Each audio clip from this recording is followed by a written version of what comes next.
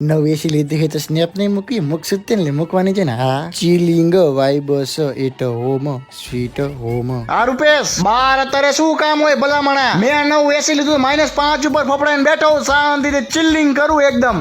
શું કે ભાઈ બસ શાંતિ શાંતિ તમારે શાંતિ ને બસ એમને બાકી શાંતિ ને તમારે શાંતિ ને શું એલા હા એસી યસ એક ટનનું 1 ટન 1 એસી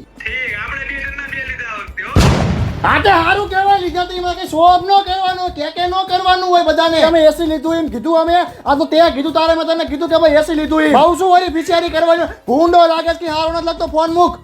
લાઈટ બિલ